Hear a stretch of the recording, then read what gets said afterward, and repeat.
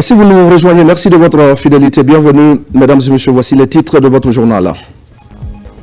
C'était une élection cruciale pour le retour à l'ordre constitutionnel. Les Guinéens ont voté ce dimanche dans le calme et dans la sérénité. Un scrutin présidentiel marqué par l'affluence et dont le rapport sécuritaire est présenté au ministre de la Décentralisation. Et puis c'est la fin de 5 années au service de plusieurs entités du pays. Le projet d'appui à la mobilisation des ressources internes et à la formalisation des entreprises est arrivé à son terme. Le rapport d'achèvement est présenté pour l'occasion et on fera le point avec Karim Kamara. Nous serons à Mandiana pour parler sport avec un tournoi de football qui vient de se terminer. Une action portée par la jeunesse pour renforcer la cohésion et placer la paix au cœur des préoccupations.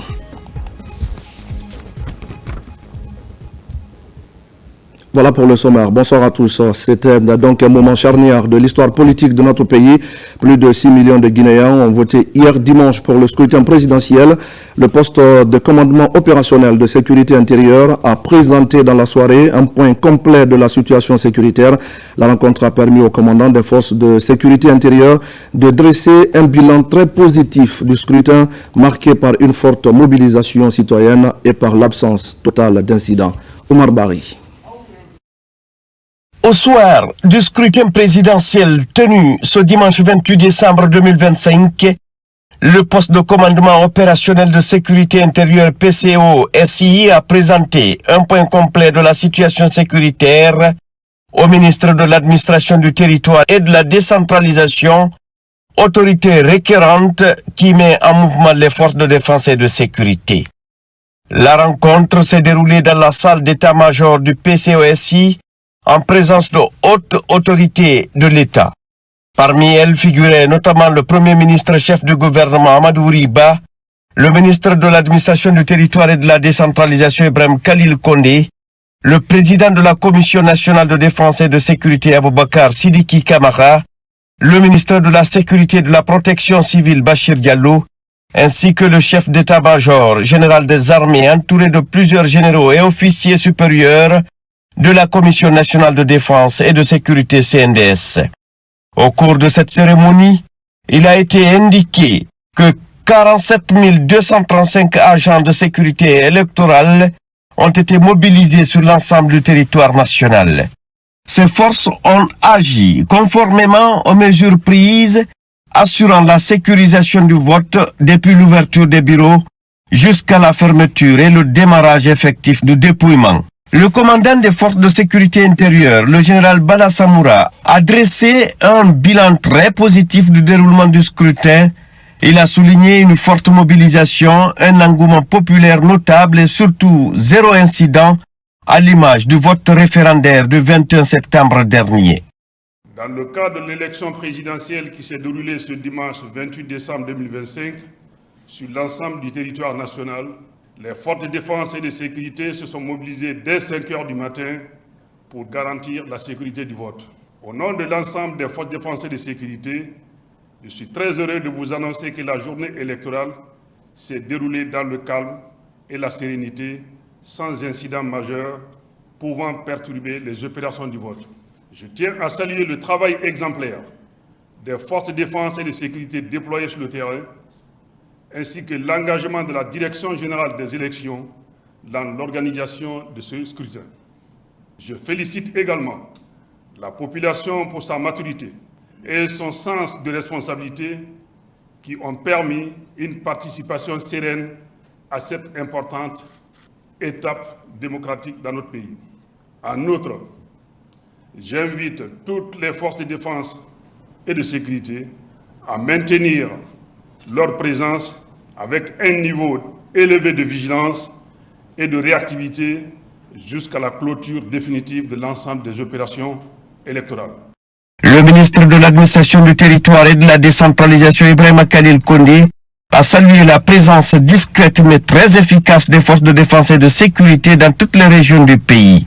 Cette posture, a-t-il estimé, a permis de rassurer les électeurs sans entraver le processus électoral, favorisant ainsi un climat de confiance propice à une participation massive. Il a également félicité les agents mobilisés pour leur professionnalisme. Le ministre de l'administration du territoire et de la décentralisation a qualifié cette journée de grand jour pour le peuple souverain de Guinée. Il a rendu hommage au courage et à l'engagement des forces de défense et de sécurité qui, selon lui, ont accompagné avec succès les réformes institutionnelles en cours. Pour lui, la Guinée a franchi un pas de géant grâce au climat de paix et de sérénité ayant marqué ce scrutin présidentiel.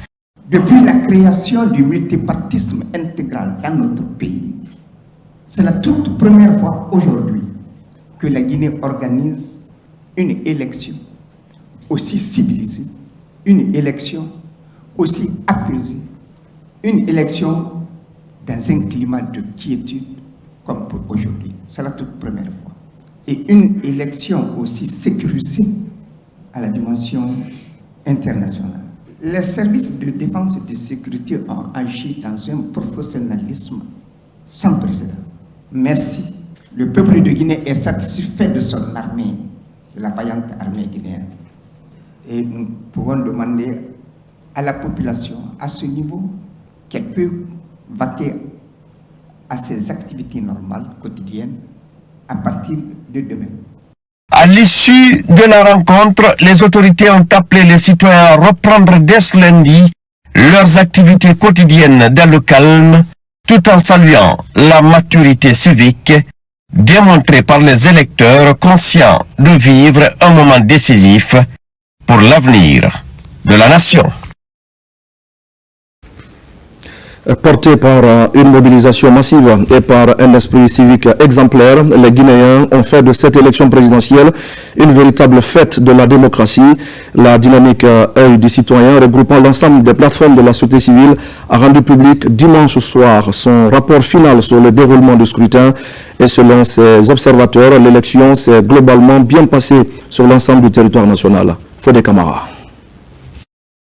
Si à Kindia, chef-lieu de la région administrative, citoyens et autorités se sont mobilisés très tôt pour aller voter. Le gouverneur et son cabinet se sont rendus dans le quartier Sinania pour accomplir leur devoir civique. Nous sommes à Kindia, en ma qualité de gouverneur, mais j'ai voté en tant que citoyen Mamadou Camara, comme tout autre citoyen, dans la sérénité, dans la paix, et surtout dans la cohésion sociale. La préfecture de Kindia compte 110 bureaux de vote pour un effectif de 5 540 membres de bureaux de vote. La sous-préfecture de Mambia et Frigiagbé, visitées ce matin, les électeurs étaient tous mobilisés comme partout ailleurs à Kindia. La population a passé à forte dose à tous les niveaux. Les citoyens bougent de gauche à droite. D'abord, ils respectent les consignes, pas de mouvement de véhicules. Chacun rejoint sa position pour voter de façon sereine. Dans la préfecture de Koya, 124 639 électeurs inscrits sont repartis dans les deux sous-préfectures, tandis que la commune urbaine compte 350 bureaux de vote. Je suis très heureux d'être là ce matin pour accomplir mon devoir civil. Il y a de l'engouement et les gens votent dans la discipline également. Si à Sumboya, chaque élection est une fête pour choisir le meilleur candidat pour conduire les destinées de la Guinée pendant les 7 prochaines années. Forcaria avec son nouveau préfet aux urnes ce matin, avant d'entamer une intense visite de supervision dans les sous-préfectures relevant de sa juridiction, colonel Mamadou Lamarana Diallo a fait ses devoirs civiques en compagnie des agents de forces de défense et de sécurité. En ce qui concerne ce vote, vous-même vous constatez sur le terrain, les gens sont sortis depuis 7h30. Les gens sont sur pied pour venir voter librement. Personne n'a été obligé de venir. Les gens sont venus librement. Même moi, je viens de voter. J'ai voté au niveau du marché central de Madina, le quartier de Madina. À l'instant même, d'ici 13h, 14h, les 80% auront voté. Les 20 autres % voteront probablement d'ici 18h. Même constat est observé à Télimélé, l'une des préfecture de la région de Kindia. L'autorité préfectorale et les citoyens appellent toujours à garder cette sérénité pendant et après le scrutin présidentiel. Mon message simplement c'est pour dire à tous les Guinéens que la paix n'est pas de prix. C'est un comportement qu'on doit adopter pour que nous puissions vivre ensemble. Vous venez, vous êtes seul, vous faites ce que vous voulez faire pour les urnes, pour que nous puissions avoir un candidat qui sera pour tout le pays et pour tout le peuple guinéen. C'est un jour de refondation, c'est un nouveau jour qui se lève aujourd'hui. Ce matin, je me suis levé, paix dans l'âme, avec toute la paix possible. J'ai visité plusieurs bureaux de vote, j'ai vu nos compatriotes qui faisaient leur devoir. Je lance un appel solennel que tous mes concitoyens acceptent ces résultats. La région de Kindia a voté dans l'ensemble des préfectures qui la composent dans une parfaite discipline et dans la quiétude sociale. Vous l'avez donc compris, c'était le tour d'horizon en Basse-Guinée avec Yaya Silla qui nous parlait donc du vote dans la région de Kindia, un vote qui s'est déroulé dans le calme et la sérénité. Au-delà donc des bulletins, comme vous l'avez vu tout à l'heure, c'est donc un plébiscite pour la paix qui s'est exprimé hier dans tous les pays. La dynamique œil du citoyen regroupant l'ensemble des plateformes de la société civile guinéenne a donc rendu public son rapport final sur le déroulement du scrutin et selon ses observateurs, l'élection s'est globalement bien déroulée sur l'ensemble du territoire national. On retrouve Fodé Camara. Dans la presqu'île de Kaloum, ce dimanche soir, l'animation au village électoral a atteint son point culminant. Une haute intensité des activités de la société civile pour cerner tous les paramètres du scrutin de ce dimanche 28 décembre. Pour l'observation du scrutin présidentiel, la société civile guinéenne a choisi de ne pas aller à rang dispersé. Guidée par l'esprit d'équipe, la dynamique œil du citoyen a permis de remonter en temps réel les informations collectées dans les bureaux de vote. Quand je visite ce village électoral et que je vois le travail qui est accompli ici, je me dis que la Guinée n'a plus rien à prendre en matière d'observation électorale et que l'expertise est là, mais au-delà de l'expertise, c'est cette synergie d'action entre les plateformes de la société civile qui est très remarquable pour nous.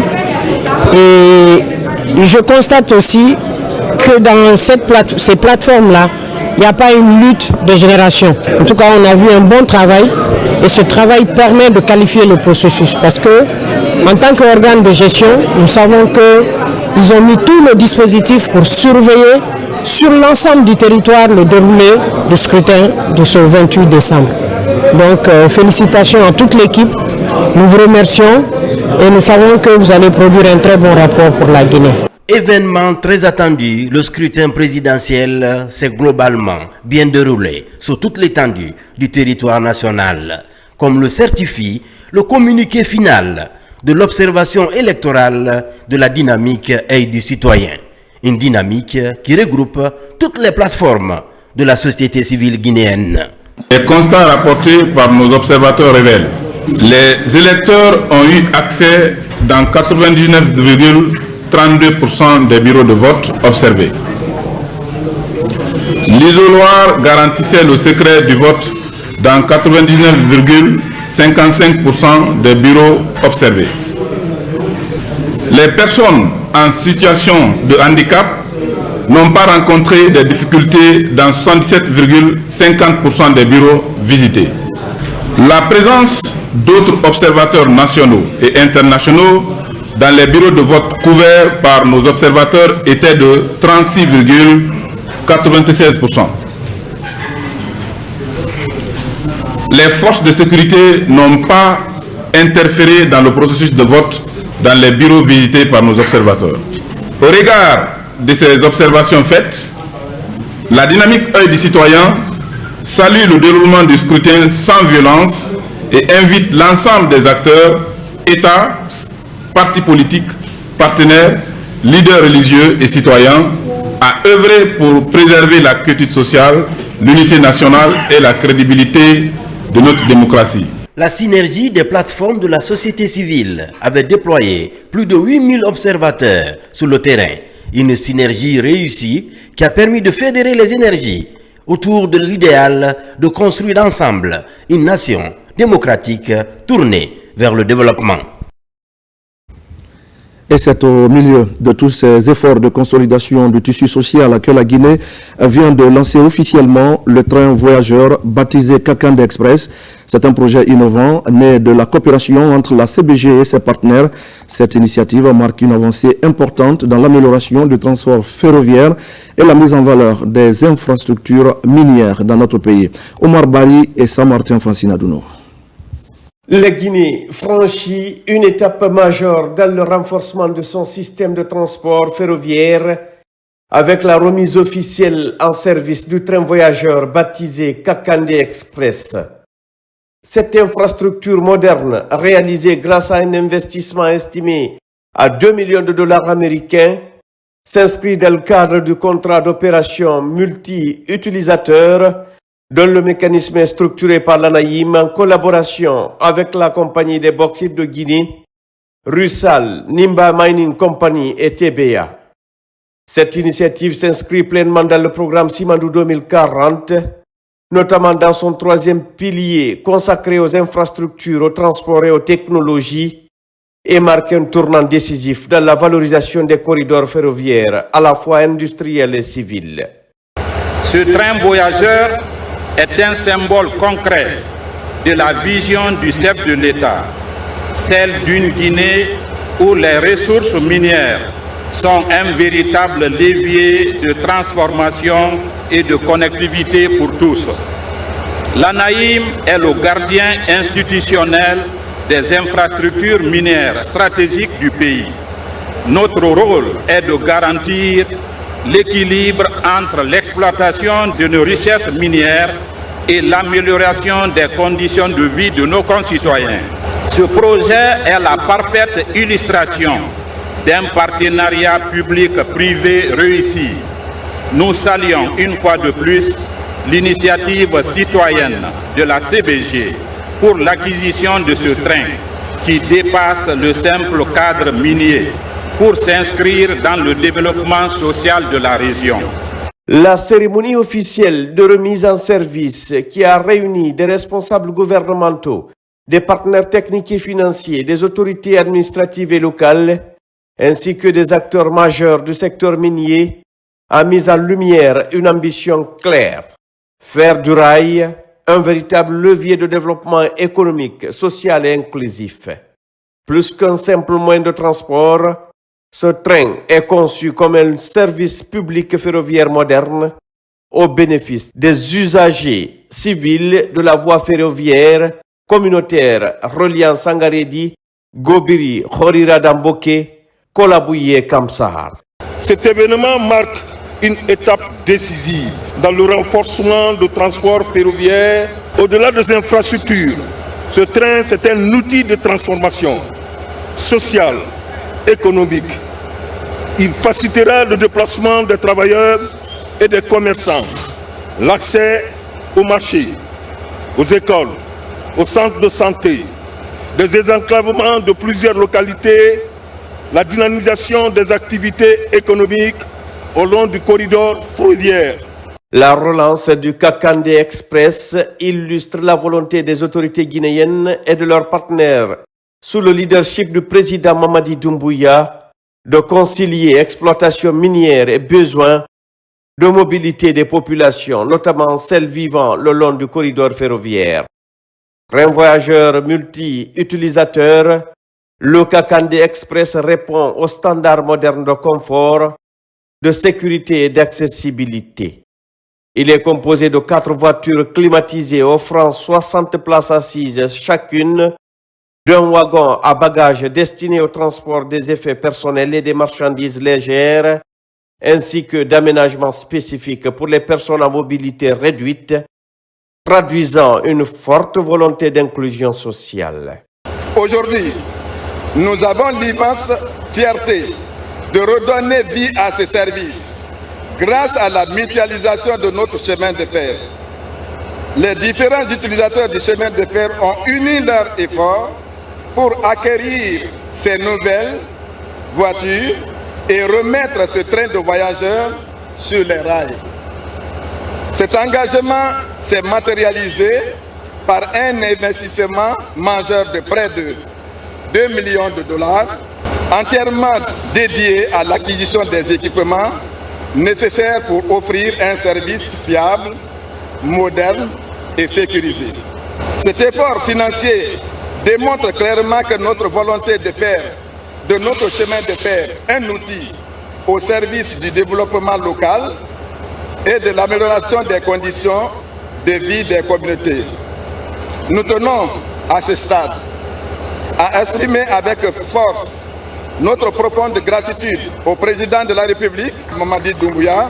Grâce à sa vision, la revitalisation du réseau ferroviaire s'impose aujourd'hui comme une réalité concrète. L'investissement global de 2 millions de dollars américains témoigne de la confiance des partenaires dans le potentiel du rail guinéen. Il a permis la modernisation du matériel roulant, le renforcement des dispositifs de sécurité et l'adaptation des infrastructures aux exigences actuelles de transport de voyageurs. Présidée par le ministre des Mines et de la Géologie, Bouna Sylla, la cérémonie a mis en exergue la volonté des autorités de réconcilier les activités minières avec les besoins de mobilité des personnes et de leurs biens.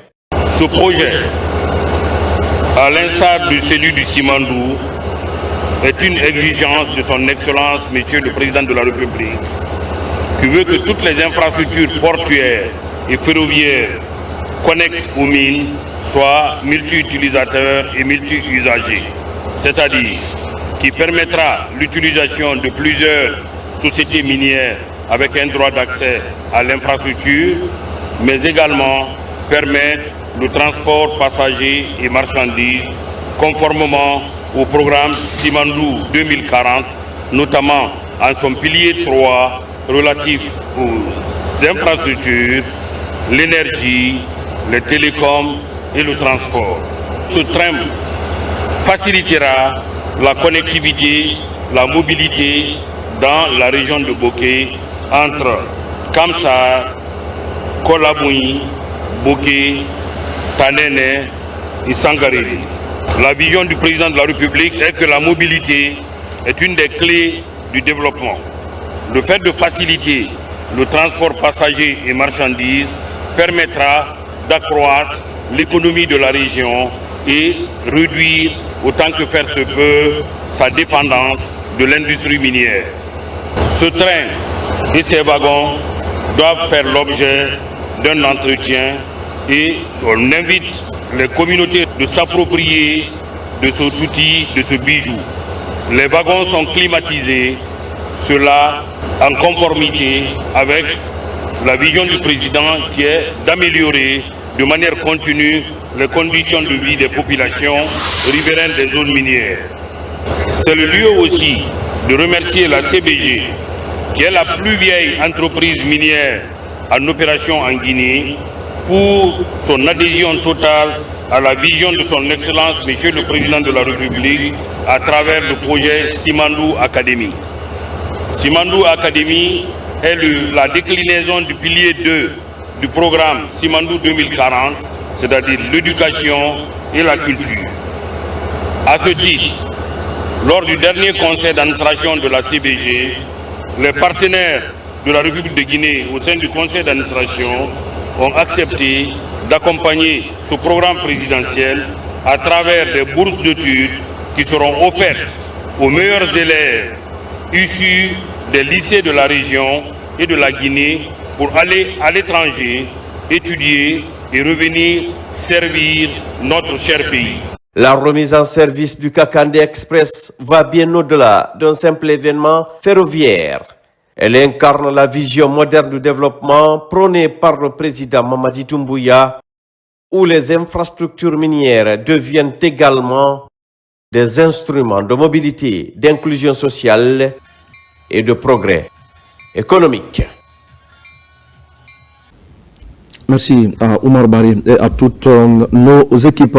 Et c'est dans ce contexte justement que la société Nimba Mining Company signe son retour sur le terrain à Tingilita dans la sous-préfecture de Sangaredi. Les opérations ont officiellement repris En plus de l'exploitation minière, l'entreprise annonce la construction d'une raffinerie d'alumine, un investissement stratégique qui pourrait dynamiser l'économie nationale et offrir de nouvelles perspectives d'emploi pour la jeunesse. C'est un reportage de Younoussa Tawel Kamara. Nous sommes sur le site minier de Tingilinta, dans la sous-préfecture de Sangaredi. C'est ici que l'entreprise minière Nimba Mining Company mène ses opérations d'extraction de la bauxite.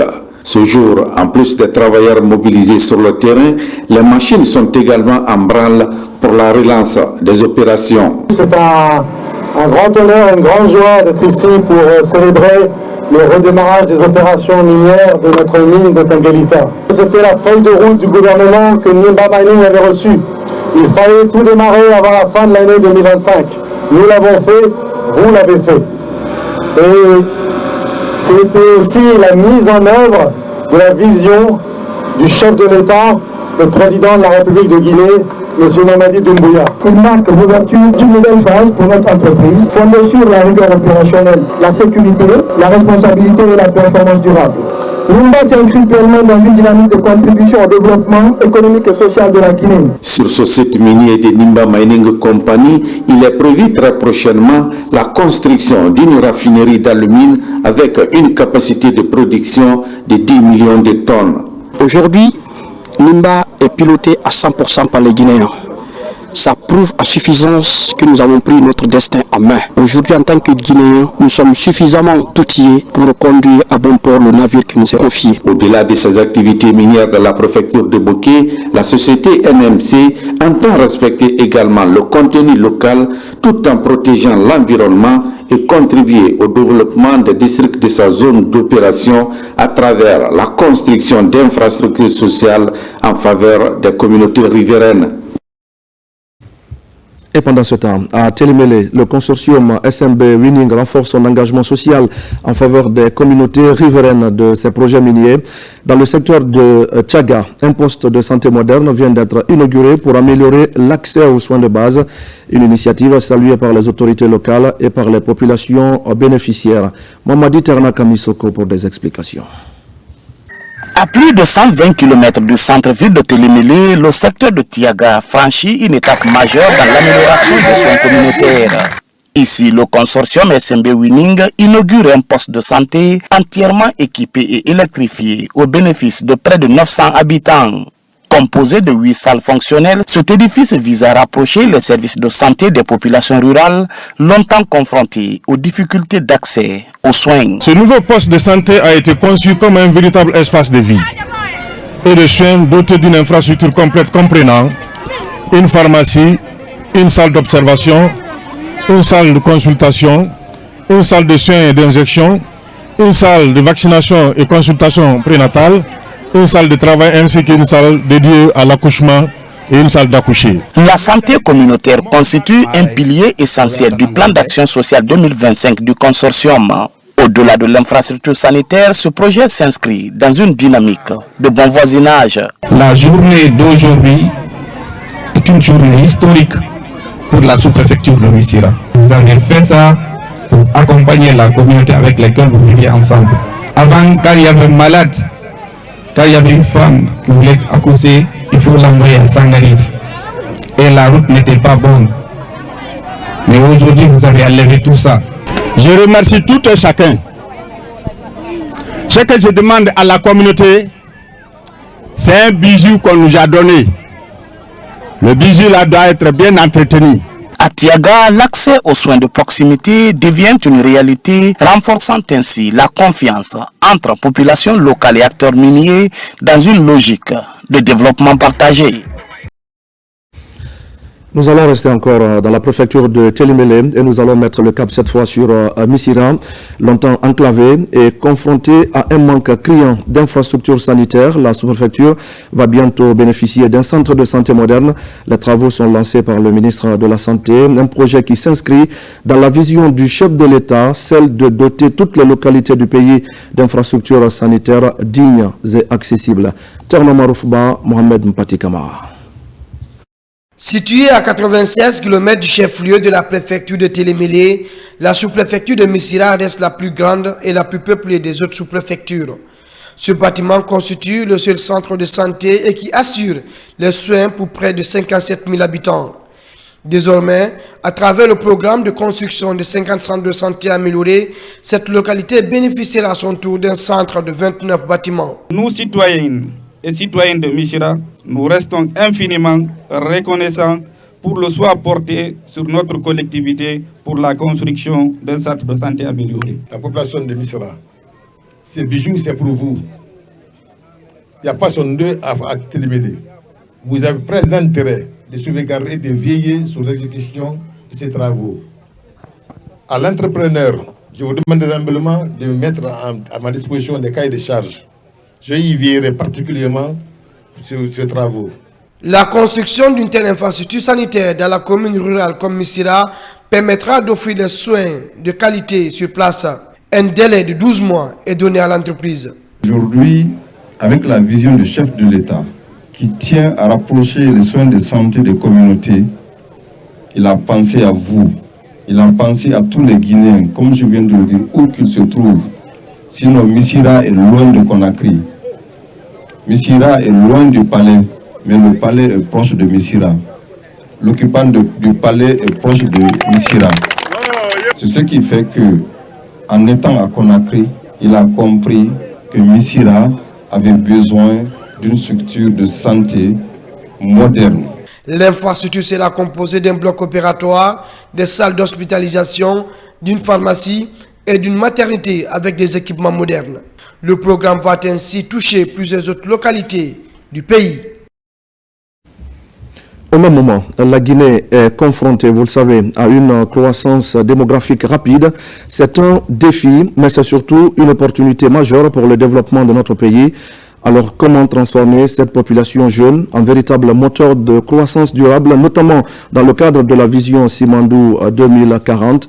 Les acteurs du secteur étaient récemment en concertation pour trouver des réponses claires à cette question précise. Idrissa Cissé.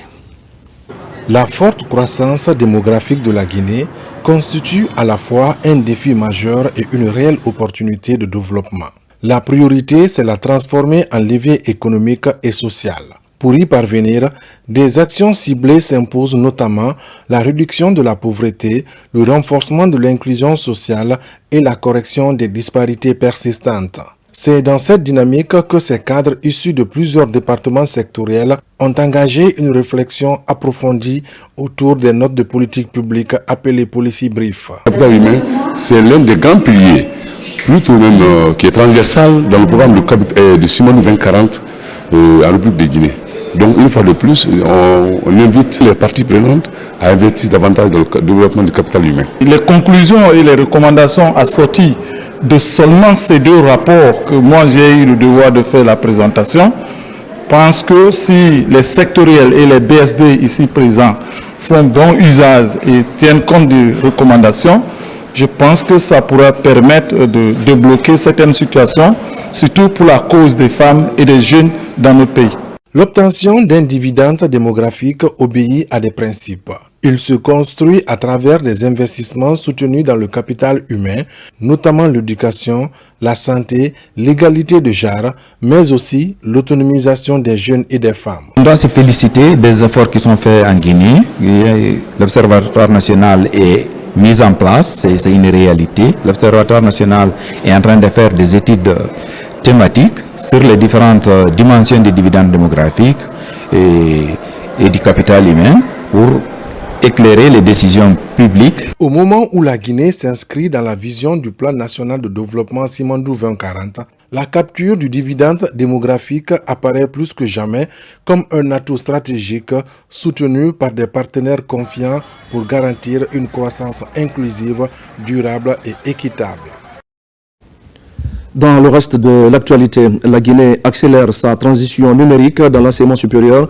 Le projet UniverConnect a été officiellement lancé, porté par l'Agence nationale du service universel des télécommunications et du numérique. L'objectif est d'améliorer la qualité de l'enseignement et de la recherche en connectant les universités guinéennes à des infrastructures numériques modernes et fiables.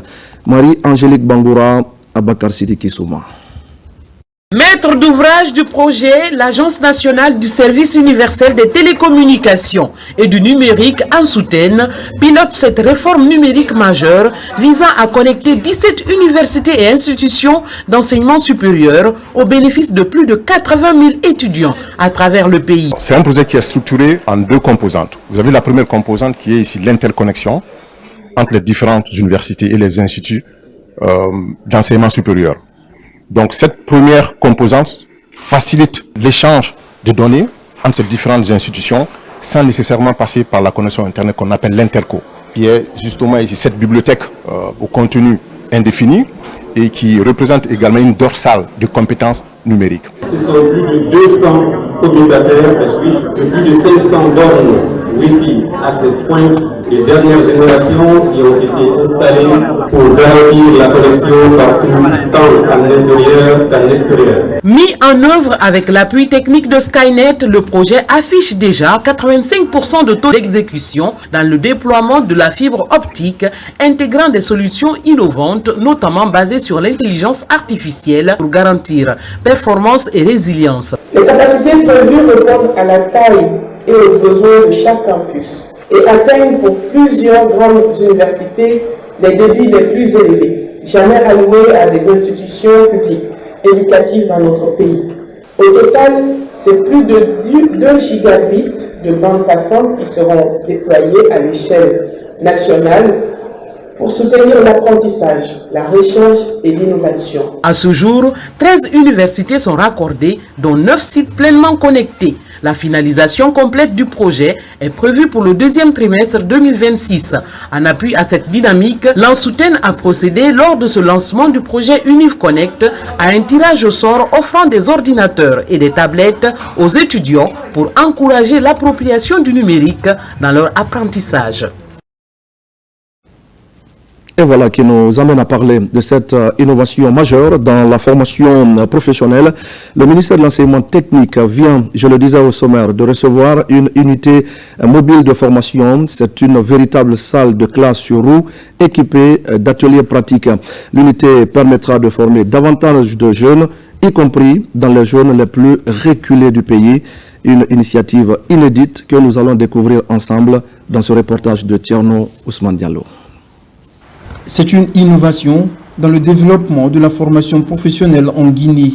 En se dotant d'une unité de formation mobile, le ministère de l'Enseignement technique, de la formation professionnelle et de l'emploi affiche clairement une volonté d'aller plus loin pour offrir aux jeunes Guinéens des compétences pratiques pour leur insertion où qu'ils soient à travers le pays.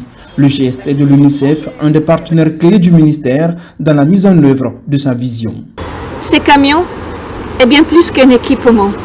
C'est une école sur roue, vous voyez le camion. C'est un symbole aussi d'innovation et d'inclusion.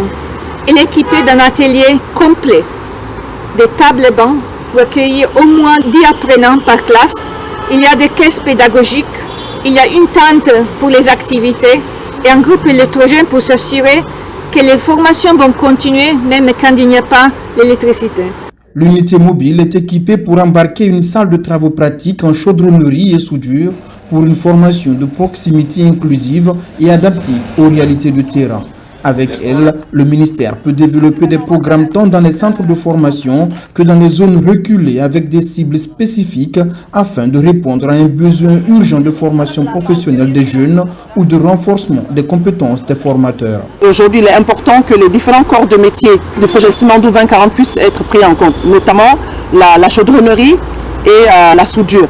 Et tout ça, c'est dans le sens vraiment de nous assurer que personne ne soit laissé pour compte dans la même vision prônée par le chef de l'État, de nous assurer que les Guinéens, chaque Guinéen puisse trouver un emploi demain, que chaque Guinéen puisse être autosuffisant, que chaque Guinéen puisse être éduqué.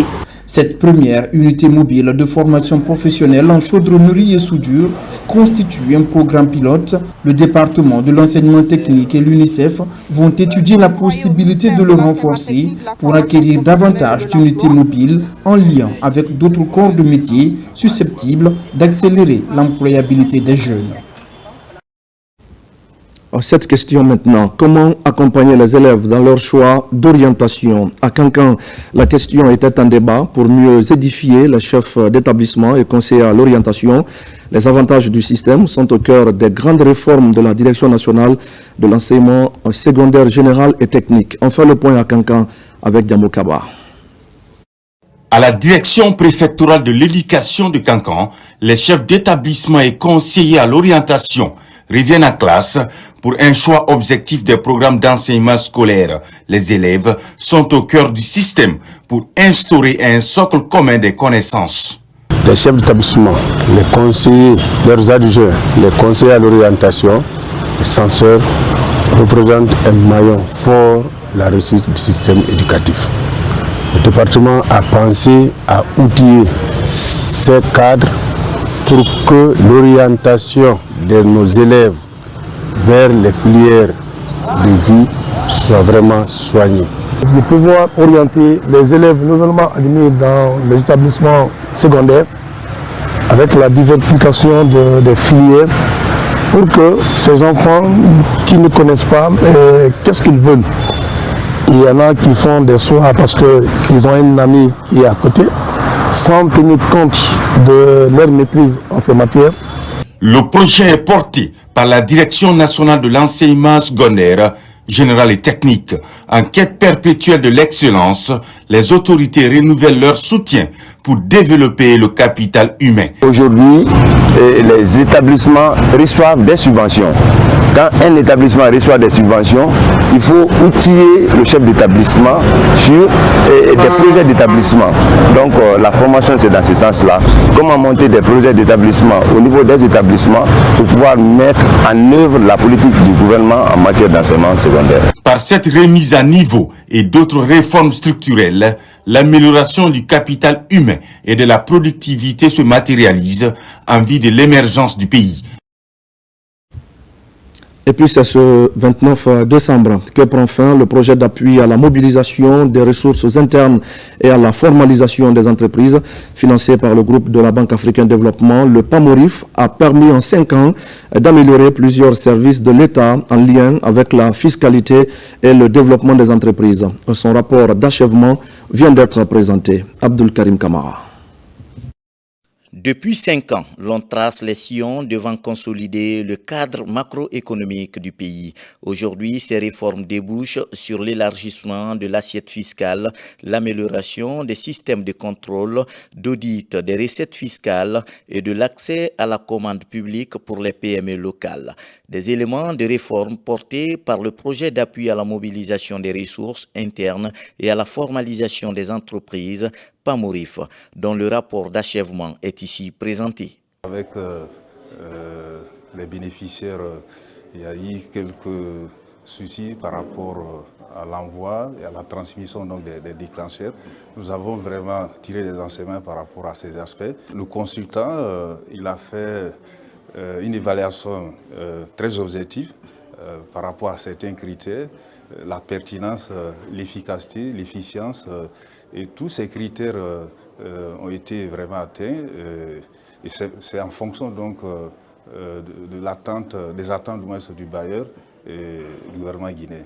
Ici sont réunis les services bénéficiaires du PAMORIF, la Direction générale des impôts, celle de la douane, la Cour des comptes, l'autorité de régulation des marchés publics, l'APIP, auquel les résultats du projet, son impact et les enseignements tirés de sa mise en œuvre sont présentés. La Direction générale des douanes a bénéficié de plusieurs formations en matière de produits pétroliers, le produit minier, la formation sur la cybercriminalité, sur sécurité et les logiciels. Et en même temps, la douane a bénéficié le paiement de SOCLAS qui a permis de former plusieurs jeunes informaticiens. La douane a réalisé un grand bond dans ce qui est de recouvrement des recettes. Donc aujourd'hui, il y a une grande satisfaction au niveau de la direction générale. Mise en œuvre par l'unité de coordination et d'exécution des projets et financée par le groupe de la BAD, le PAMORIF qui cadre aussi avec le programme de référence intérimaire prend fin le 29 décembre 2025. Et puis la structure des engagés poursuit sa dynamique d'exploitation, d'explication des réformes publiques enregistrées en Guinée. Récemment, plusieurs secrétaires généraux des différents départements ont échangé sur les grandes réalisations et les perspectives de la gouvernance du président Mamadi Doumbouya. C'est un reportage d'Alpha Siagaba et de Mamadou Alpha Baldé. Devant des retraités et autres agents publics et privés, des secrétaires généraux des différents départements ministériels prennent la parole à tour de rôle. L'objectif est bien visible, expliquer toutes les réformes majeures réalisées ou en cours de réalisation dans différents domaines à travers le pays. À l'origine de ce dîner d'échange et de partage, la structure les engagés. C'est une rencontre de bilan. Aujourd'hui, la Guinée est un chantier à ciel ouvert.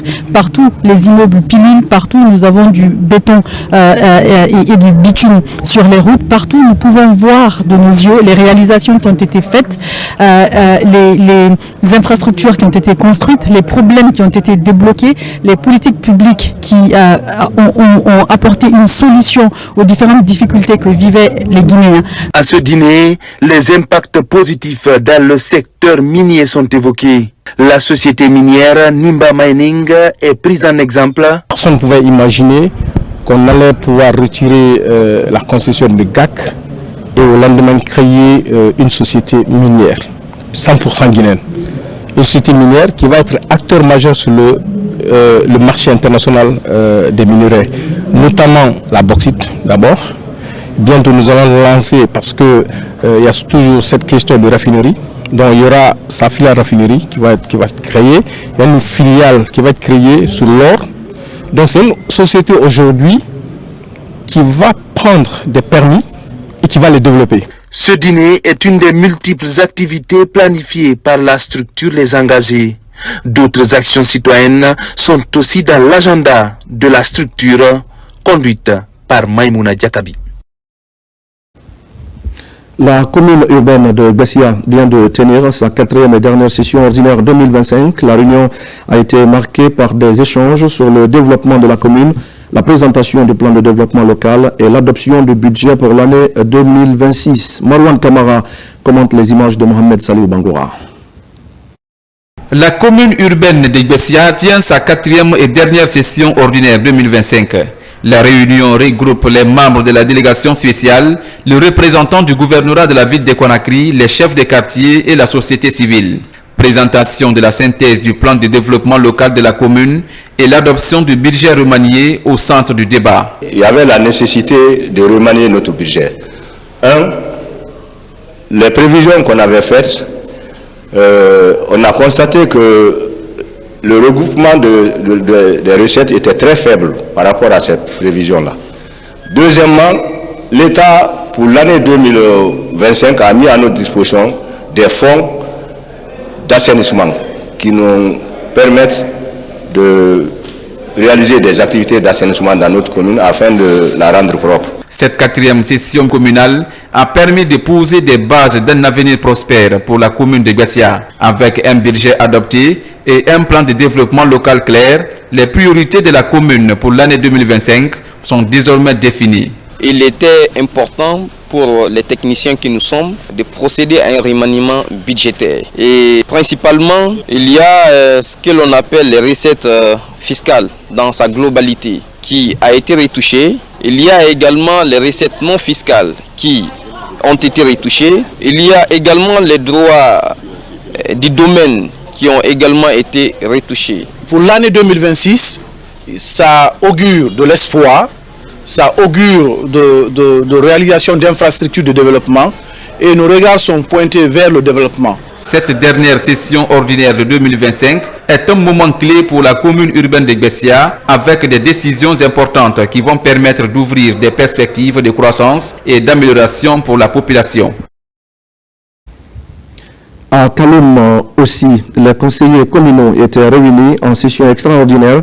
À l'issue des travaux, le budget primitif exercice 2026 a été adopté à l'unanimité. Un budget qui servira de socle au financement des projets prioritaires identifiés par la commune pour l'année à venir. Compte rendu, Sekou Souma. Autour de cette table, les conseillers communaux, les cartes de services concentrés et déconcentrés de la commune de Kaloum Ils se réunissent pour présenter et adopter le projet du budget primitif exercice 2026. Pour l'année prochaine, le budget primitif est estimé à hauteur de 75 milliards de nos francs. Et ce qui est sûr, on dit qu'il faut compter sur ce qui est sous la main. On ne dit pas qu'on ne compte pas sur l'appui, on nous compte sur ce que nous pouvons faire pour la commune de Kaloum. Et ça, monsieur le receveur, il est là sur le pied, il va mettre beaucoup de réformes sur le papier et ça va permettre au conseil de sortir sur le terrain, engager les différentes réformes pour que vraiment que la caisse soit renflouée, afin que vraiment que les dispositions soient prises pour la réalisation de certains projets. Ce budget primitif de l'année 2026, une fois recouvré, prendra en compte le projet annuel d'investissement, le programme de développement local PDL, dans l'éducation, la santé et le service public. Mais cette année, il y a eu 17 projets qui font partie du PAI. Et ces 17 projets-là proviennent de la population à la base, comme la loi le dit. Et ça a été un budget participatif. Parce que ce sont eux qui nous ont fait remonter tous ces projets-là pour qu'on puisse les introduire dans notre PAI et dans le budget. Et voilà l'objectif fondamental du budget 2026. Ce budget primitif, appelé aussi participatif, a pris en compte toutes les préoccupations de la communauté. Son adoption par l'ensemble des conseillers en est une parfaite illustration. L'actualité de ce soir nous amène à parler également du service national d'aménagement des points d'eau, le SNAP, qui vient de lancer la formation des foreurs à Conakry. C'est une formation d'un mois qui devra permettre d'améliorer les prestations du service pour le bien des populations. Une opération facilitée grâce au soutien de l'État qui a mis 5 ateliers de forage d'eau à la disposition du SNAP. Nabila Moussa Kamara. Longtemps confronté à un déficit d'équipement limitant son rôle stratégique dans le secteur de l'alimentation en eau potable, le SNAP change de cap. Avec l'appui de l'État, l'institution initie des modules de formation à l'intention des foreurs. Objectif, professionnaliser les activités de forage en formant des équipes capables d'opérer, d'entretenir et de gérer ces engins dans le strict respect des normes techniques, environnementale et de sécurité. Aujourd'hui, le secteur d'eau en milieu rural ou urbain est devenu un problème. Donc, pour mettre fin à ça, il faut que la maison mère prenne sa disposition par rapport à toutes ces difficultés. Dans le cadre de la vision du président de la République, Mamadi Doumbouya, qui fait de l'accès à l'eau potable une priorité nationale, le SNAP bénéficie désormais de 5 ateliers modernes de forage d'eau. Appuyé par les partenaires, l'institution entend jouer pleinement son rôle dans l'amélioration de l'accès à l'eau et le développement des communautés à la base. Depuis des décennies, le SNAP n'a jamais connu ce genre de soutien à l'endroit d'un chef de l'État qui a le souci de sa population. Quand vous partez à l'intérieur du pays, la première demande qui vient à nos concitoyens, c'est de les aider à avoir de l'eau. Et c'est ce que le président a compris. Il a su vraiment bien mettre à disposition ces ateliers-là. Nous avons livré les machines de la Chine jusqu'à la République de Guinée et fourni aussi un formateur qualifié qui est là avec nous pour former la transmission de la compétence à l'équipe guinéenne pour qu'après les Guinéens puissent, les techniciens du SNAP puissent former à leur tour, appliquer sur le terrain et former d'autres jeunes Guinéens à travailler avec les équipements de forage que nous avons amenés. À l'issue de l'ouverture officielle, formateurs et bénéficiaires ont rejoint le site du SNAP équipé pour des séances pratiques. Des jeunes venus des différentes régions du pays suivent une formation combinant enseignement théorique et exercice de terrain. Le bois guinéen, au cœur du développement durable, l'Office guinéen du bois se réunit pour sa deuxième session ordinaire d'administration. L'objectif est de renforcer la gouvernance et lutter contre l'exploitation illégale des ressources forestières du pays. Sona Sagnon. L'Office guinéen du bois, sous la tutelle du ministère de l'Environnement et du Développement durable, tient sa deuxième session ordinaire du conseil d'administration, une rencontre stratégique consacrée au renforcement de la gouvernance et à la gestion durable des ressources forestières en République de Guinée. La session qui nous réunit aujourd'hui constitue un cadre privilégié d'évaluation des actions menées, d'examen des résultats obtenus, d'analyse du projet du budget 2026 et des difficultés rencontrées, mais surtout de définition des orientations stratégiques à même de renforcer l'efficacité et la performance de notre office. Présidée par le chef de cabinet du ministère de l'Environnement et du Développement durable, la session réunit administrateurs, représentants des départements sectoriels et cadres techniques de l'OGIB. Les échanges portent sur la régulation du secteur, la lutte contre l'exploitation illégale du bois, le suivi des activités en cours, ainsi que le renforcement des mécanismes de contrôle et de traçabilité des produits forestiers. L'Office guinéen du bois joue un rôle stratégique dans la mise en œuvre de la politique forestière nationale, notamment dans la régulation de la filière bois, la mobilisation des recettes forestières et la lutte contre la fraude sous toutes ses formes. Madame la ministre attend de cette session des échanges constructifs et des décisions concrètes visant à améliorer durablement les performances de l'OGIB. La direction générale de l'OGIB a présenté son rapport d'activité, un document qui met en lumière les principales réalisations, notamment les opérations de contrôle forestier, les initiatives de reboisement pour améliorer la mobilisation des recettes du secteur bois. L'OGIB en tant qu'instrument stratégique de l'État se doit d'être à la hauteur de ces défis. Je voudrais rappeler que le conseil d'administration est non seulement un organe de gouvernance, mais aussi un espace de réflexion stratégique, de contrôle et d'orientation. À travers cette session, les acteurs de l'OGIB réaffirment leur engagement en faveur d'une gestion responsable, transparente et durable des ressources forestières au service des générations présentes et futures. Dans la préfecture de Bofa, spiritualité et développement local se conjuguent au pluriel. Les sages, en collaboration avec les travailleurs de la société AGB2A GIC, ont organisé une grande cérémonie de lecture du Saint-Coran et ils ont imploré la grâce divine pour la consolidation de la paix en Guinée et remercié Dieu pour la reprise des activités de la société. Bakari Bamba Kondé. Les travailleurs de la société AGB2A GIC ont récemment organisé une lecture du Saint-Coran à Bofa, un événement symbolique pour prôner la paix en Guinée et le vivre ensemble. Cette initiative visait également à remercier Dieu pour la reprise de leurs activités après plusieurs mois d'arrêt, marquant ainsi un nouveau départ pour l'entreprise et la communauté locale. Cette cérémonie a été pour nous un moment empreint de stabilité, empreint d'espoir, empreint de beaucoup d'autres engagements que vraiment nous prenons aujourd'hui vis-à-vis de l'Éternel et nous le prions qu'il continue à nous assister comme ça dans ce sens pour la stabilité de notre société, la stabilité de tout le pays. Les organisateurs ont insisté sur l'importance de l'unité et de la compréhension mutuelle. Les dirigeants de l'entreprise ont exprimé leur gratitude envers les employés pour leur patience et leur engagement. Nous n'avons que la République de Guinée, donc tout ce qui concourt à maintenir ces pays-là dans la stabilité, dans la paix, nous ne pouvons que travailler là-dessus. Et nous avons la grande chance d'avoir pris les bonnes décisions. La lecture du Saint-Coran organisée par les travailleurs d'AGB2A GIC à Bofa a été un moment fort de prière et de solidarité. En célébrant la reprise de leurs activités, ils réaffirment leur engagement pour un avenir pacifique et prospère en Guinée. On va parler maintenant, mesdames et messieurs, de la première édition de Kania Awards.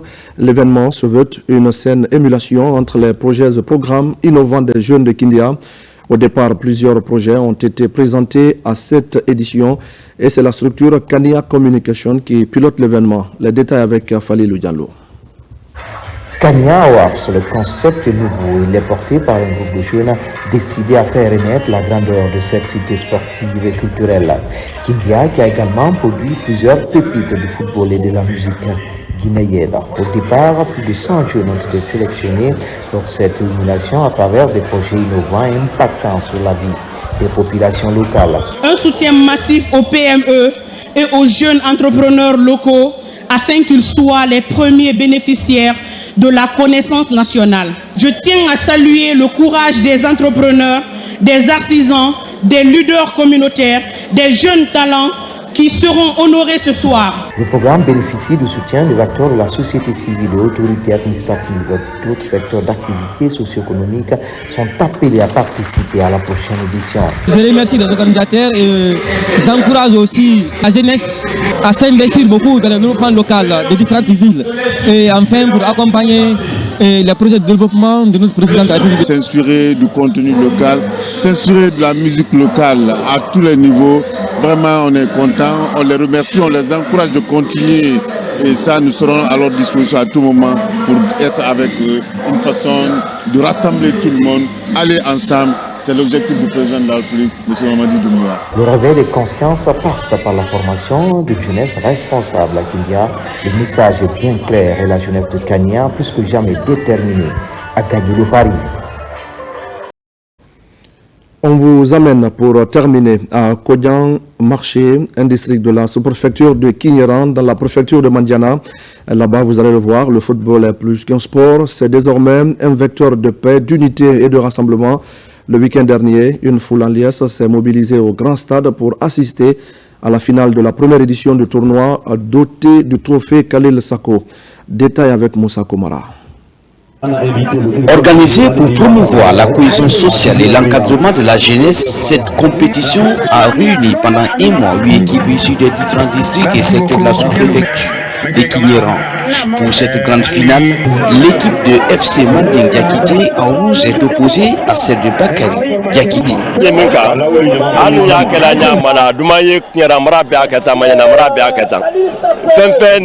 Nous avons organisé ce tournoi pour inspirer. Nous voulons que tout Mandiana occupe la jeunesse. Ici, par exemple, on retrouve tout le monde. Cette première édition qui porte le nom de Khalil Sako s'impose comme un moyen d'expression sportive, de rassemblement et de promotion du football à la base. C'est aussi mon combat, développer le football à la base. Accompagner la jeunesse dans l'épanouissement parce que tous les pays s'appuient sur la jeunesse. Sur le terrain, les deux équipes proposent un jeu équilibré, rythmé et respectueux des règles. Chaque duel est applaudi, chaque passe ajustée suscite des acclamations. Après plusieurs occasions franches des deux camps, FC Manding ouvre le score à la 14e minute. Au retour sur le terrain, l'agressivité et la pression montent. À la 90e minute, le but est égalisé. Il a fallu attendre la séance de tous les buts de devenir champion sous les ovations d'un public conquis.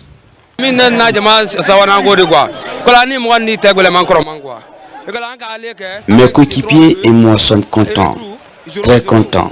Cette équipe est difficile à manœuvrer. Chaque fois qu'on se rencontre, on s'attend à un match difficile. Les battre à une finale palpitante comme cela est une joie pour nous. Dans ce district Kodian Marché, le football est un puissant levier de mobilisation et d'espoir pour la jeunesse. Grâce à ces compétitions, peu de jeunes sont tentés par la migration irrégulière. Voilà, mesdames et messieurs, c'est la fin de ce journal. Merci à vous de l'avoir suivi, notamment ce soir dans les préfectures de Kindia, Mamou, Kankan et Zérékoré. Et je vous retrouve très vite pour d'autres actualités de la Guinée, notre paradis, terre de richesse et d'innovation. Bonsoir à tous.